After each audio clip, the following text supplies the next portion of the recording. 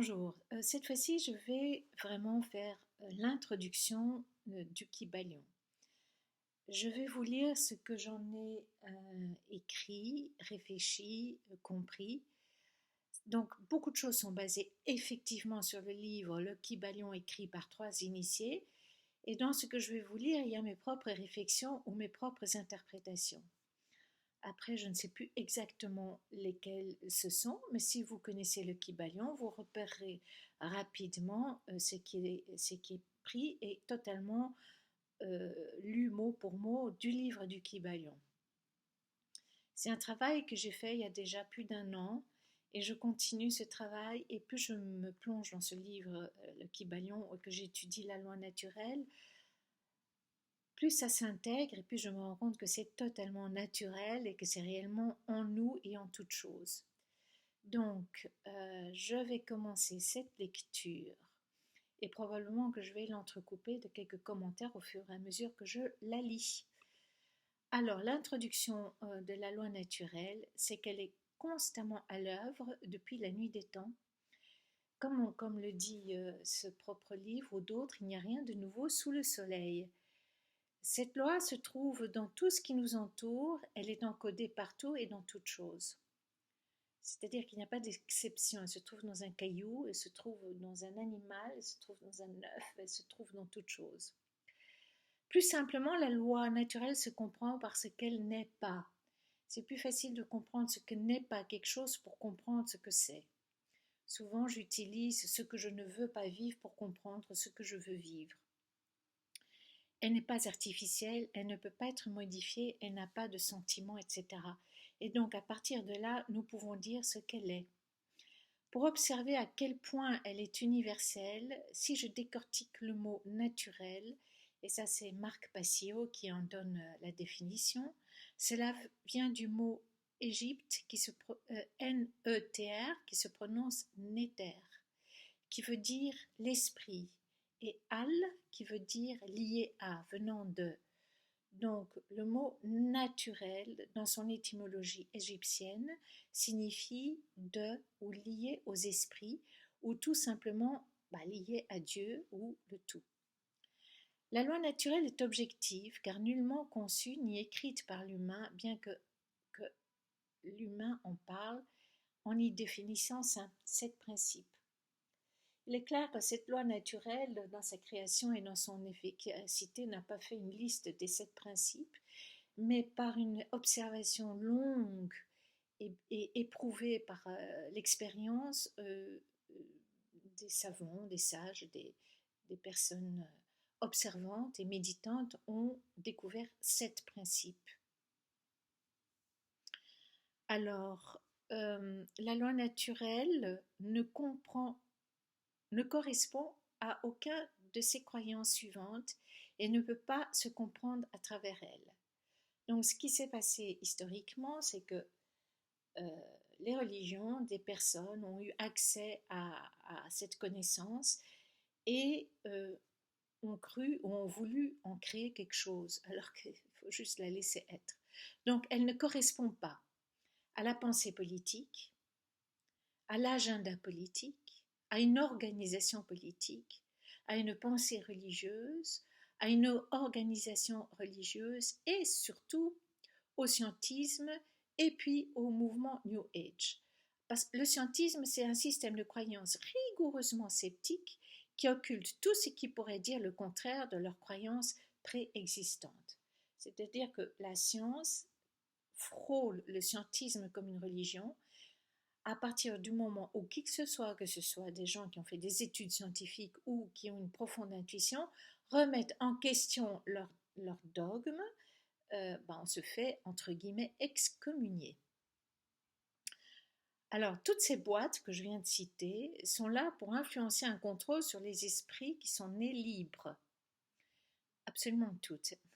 Cela se termine systématiquement par un contrôle d'un groupe sur une masse d'humains. Or, la loi naturelle ne joue d'aucun contrôle sur rien du tout. C'est juste une énergie puissante selon le terrain qui fait qu'il y aurait, par exemple, un champ envahi d'orties parce que le terrain a besoin d'orties. Mais ce n'est pas une question de contrôle. enfin, besoin d'ortie ou des bénéfices que l'ortie va donner au terrain. Donc, où est-ce que je suis? Oui.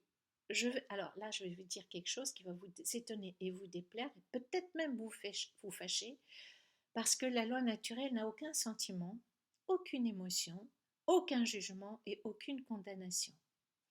Elle n'a tout simplement aucune morale. Et elle n'a rien à voir avec aucune des lois des religions qui parlent au nom d'un Dieu. Elle n'a rien de dogmatique puisque tous ces principes se démontrent par l'observation et même de plus en plus par la science, une vraie science, pas le scientisme évidemment. La loi naturelle n'appartient ni aux humains, ni aux dieux, ni à qui que ce soit. L'humain ne peut rien y modifier, même pas toutes sortes d'artifices possibles. La loi naturelle sera toujours inchangée, inchangeable, immuable et tout simplement éternellement vivante. La loi naturelle est exigeante, très claire et très simple. Elle est d'ailleurs inconfortable pour beaucoup, surtout pour ceux qui, perchés sur des déclarations de ce qui devrait être la vérité entre guillemets spirituelle, aiment condamner l'autre qui ne correspond pas à ces dites vérités. L'humain peut choisir de créer des droits naturels pour organiser la société. C'est-à-dire qu'en tant qu'humains, pour nous organiser, eh bien, nous pouvons créer ce qu'on appelle des droits naturels, inspirés de la loi naturelle, mais qui ne sont pas la loi naturelle. L'idée d'expliquer la loi naturelle est d'apprendre à chacun d'agir, enfin en adulte qui assume toutes les responsabilités qui découlent de ses choix. Il est temps que l'humanité, il est temps que l'humanité sorte de l'adolescence et devienne adulte responsable de chacun de ses choix. Ce qui est déroutant dans la loi naturelle, c'est comme je l'ai dit et je le répète, il n'y a pas de moralité. C'est-à-dire que c'est là où est toute notre responsabilité. À nous de développer notre propre morale. Ne comptons plus et nous ne pouvons pas compter sur une instance supérieure, ni un Dieu, ni une loi naturelle pour nous dire ce qui, dans notre société actuellement, serait entre guillemets bien et entre guillemets mal. À nouveau, à nous d'en définir une ou deux ou trois de moralité qui puisse être universelle sans tomber dans le risque de créer à nouveau les bases d'une éventuelle nouvelle religion ou société aux principes sectaires. La meilleure des choses est de comprendre la loi naturelle, de la vivre, entrer en harmonie avec elle et de saisir qu'il n'y a nul besoin d'y rajouter d'autres règles, devoirs, droits, concepts, comme c'est le cas un peu partout dans le monde. En réalité, vous ne pouvez pas éviter le chemin d'étudier par vous-même les 7 principes qui forment la loi naturelle. Ce que je vais dire maintenant, je le constate et donc en fait je fais ces vidéos, mais plutôt pour vous encourager à prendre ce livre, à le lire, à prendre un carnet, à noter ce que vous en comprenez, à noter les questions qui vous montent à l'esprit, de les soumettre au lâcher-prise et vous aurez la merveilleuse surprise de recevoir les réponses un jour, 2 jours ou même plus tard. Donc après m'avoir écouté, vous n'aurez pas intégré la loi naturelle, même au-delà du fait éventuel que je leur ai vraiment bien expliqué.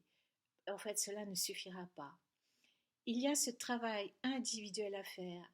J'espère simplement éveiller en vous un énorme désir de pratiquer cette étude pour retrouver en vous la liberté de l'être souverain que nous sommes tous, absolument tous. Tôt ou tard, ce sera inévitable, il est nécessaire de se pencher individuellement sur cette étude et rassurez-vous, elle est en vous puisqu'elle est naturelle. Je me suis totalement donc basée sur le livre Le Kybalion par 3 initiés. Je rappelle, il n'y a rien de nouveau sous le soleil. D'autres ont déjà fait cette présentation selon leur sensibilité et leur intelligence cognitive. Par exemple, Marc Passio, ça s'écrit P-A-2-S-I-O et Marc au bout avec un K. Je répète, M-A-R-K, P-A-2-S-I-O. que je vous recommande d'écouter, bien que personnellement je ne suis pas totalement d'accord avec sa lecture de la loi naturelle. Comme vous êtes un être souverain, je vous laisse faire l'expérience et l'écoute de celui-ci et de retenir ce qui vous nourrit et vous sort de votre zone de confort. J'aime aussi beaucoup Arwen de la Réau, j'appelle son prénom et son nom, A-R-W-E-N, ensuite D-E, ensuite L-A, ensuite Réau, R et E accent aigu, A-U-L-T. Donc Arwen de la Réau, qui même si elle mélange parfois un peu les mots et les termes avec dans la tête la connaissance de la loi naturelle, elle est réellement inspirante pour nous souvenir de qui nous sommes. C'est-à-dire que pour moi, elle a de temps en temps des mots et des termes New Age, mais quand je l'écoute profondément, je vois bien qu'elle est absolument au-delà du New Age. Je recommande aussi Marie-Odile Sanso, qui, comme Arwen de la Réau, parle du même sujet, mais chacune avec leur personnalité et leur sensibilité. J'épelle le mot de Marie-Odile, donc Marie-Odile Sanso, S-A-N-S-A-U-L-T. J'essaierai de vous expliquer brièvement comment utiliser la loi naturelle à votre propre avantage sans créer dans les faits du tort ni du mal aux autres. C'est ce que j'ai un petit peu expliqué déjà dans les vidéos précédentes. Il y a une différence entre le senti qu'on prend pour la vérité et les faits qui sont la vérité. Par exemple, je vous donne un exemple très personnel, je hais les politiciens qui ont imposé le masque aux enfants plusieurs heures par jour. Et j'avais un jour écrit « J'ai envie de tous les tuer ». Pour les uns, je suis violente en disant cela, alors que bien sûr je ne vais jamais tuer personne. C'était un cri de colère. Pour les autres, c'est juste l'expression verbale d'une femme, moi, qui dit sa colère devant tant de faits incompréhensibles sur les enfants et qui comprennent donc les autres que je ne passerai évidemment jamais à l'acte. Le fait, ce sont mes mots, le senti, ce sont les interprétations de ces mots. Alors évidemment, si je dis je veux tous les tuer, on peut le prendre à la lettre, comme on peut en effet comprendre que je ne vais jamais passer à l'acte. J'avoue que mon exemple n'est pas bon, je le changerai, mais maintenant que je suis là dans cette vidéo, vous ferez vous-même le tri de tout ça. Je vais de ce pas donner 3 principes humains qui ne sont pas décrits dans la loi naturelle, mais que nous pouvons d'office choisir comme morales éventuellement universelles. Ils sont observables dans la nature, des animaux, des plantes, des êtres vivants, dans leur contexte naturel. Je les présente maintenant pour que vous ayez tout au long de mon exposé sur la loi naturelle l'assurance que j'ai bel et bien cette morale en moi. Donc, par rapport à l'exemple que j'ai donné là sur ma colère des masques et des enfants, comprenez bien que ce que je dis maintenant est plus puissant que ma colère. Donc, ma morale est que je n'assassine pas. Tuer intentionnellement et sans nécessité de vie, de survie, c'est ça, assassiner. Tuer et assassiner ne sont pas la même chose. Je peux tuer plusieurs fois des insectes sans m'en rendre compte. La viande est tuée pour être mangée, etc. Alors, le viol est évidemment dans ma morale interdit et le vol. Donc ces 3 principes, en fait, c'est Marc Passio qui les explique très très bien. Et lui, il les résume au vol. Quand j'assassine, je vole la vie. Quand je viole, je vole le consentement de quelqu'un. Donc tout peut être résumé à un seul mot comme morale qui me guide, c'est ne pas voler. La connaissance de la loi naturelle aussi me permet d'être consciente de ce qui se passe, de comment certains, avec des ruses et de la manipulation, utilisent cette loi contre ceux qui ne la connaissent pas, ne la maîtrisent pas. Et j'espère pouvoir vous le démontrer au fur et à mesure que les exemples se présenteront. Comme beaucoup d'autres, je suis convaincue que de bien comprendre et de connaître la loi naturelle peut mener à une vie et à des sociétés véritablement libres, égales entre elles et harmonieuses. Ignorer la loi naturelle mène ignorer la loi naturelle mène à une vie et une société qui deviennent de plus en plus désagréables à supporter et nous entretiennent littéralement dans un esclavagisme empirique. Alors voilà, donc je vais m'arrêter là. Sinon ça devient trop long. Je ne parle pas du livre Le Kybalion. Je ne pense pas que ce soit nécessaire. Peut-être qu'un jour j'en parlerai.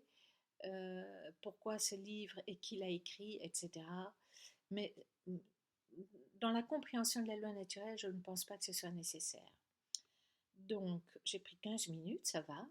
Je vous souhaite une belle journée et à la prochaine vidéo pour développer ma compréhension du livre Le Kybalion. À bientôt.